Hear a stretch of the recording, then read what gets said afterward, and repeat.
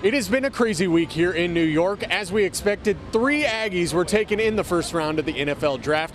What many of us did not see coming, however, was the fact that Johnny Manziel would be the last of those 3 to actually be chosen.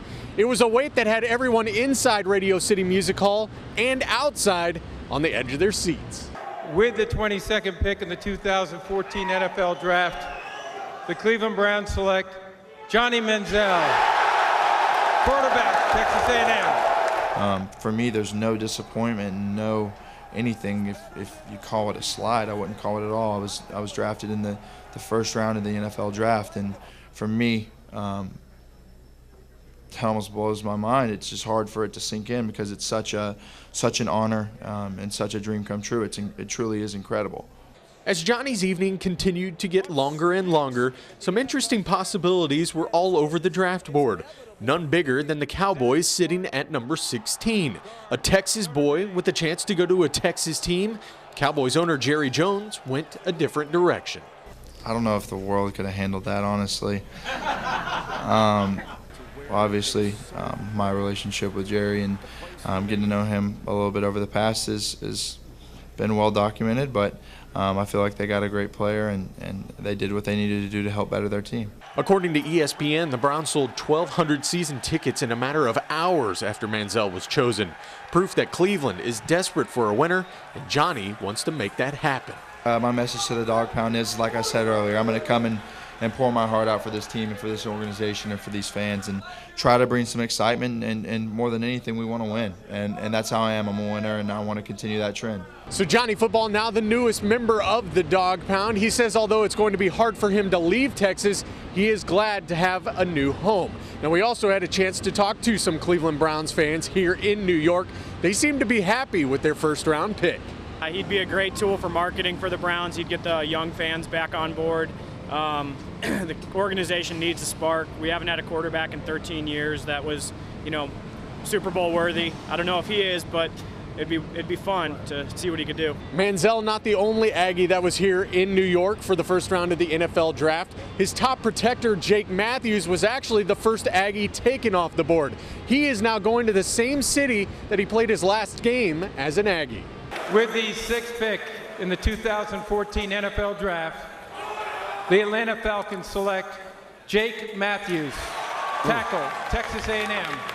Man, fired up. I just want to get to Atlanta. I'm ready to get to work. Just a great team, great organization. I always had a special feeling, a really good vibe from them whenever I, had my private workout and official visits with them, and just knew it was a place I wanted to be. And just to finally have this dream come true, it's really special. As the son of an NFL Hall of Famer, Matthews came to A&M with very high expectations. But now his hard work has paid off, and he's making a name for himself. 7th Matthews now coming into the NFL. Proud to say now that the highest drafted one, so I got something on my dad finally.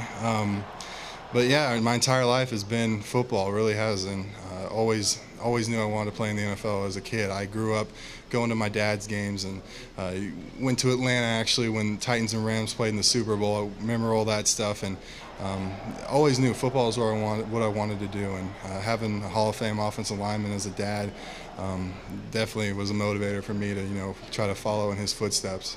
Matthews will now head to Atlanta, taking some of his Texas flair along with him.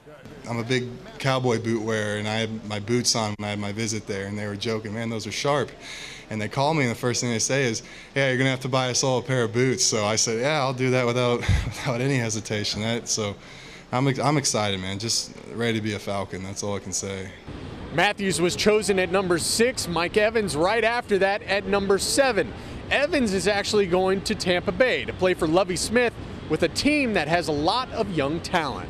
They're a team on the rise, and I think we can have an explosive offense, and we have a lot of great players on that team. Great coach, and I think we can be compete.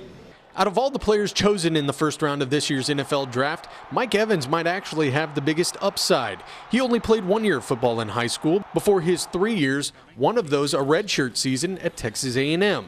Evans knows he still has a lot to learn, but he's also thankful for his time in College Station. I had a great coaching staffs at A&M.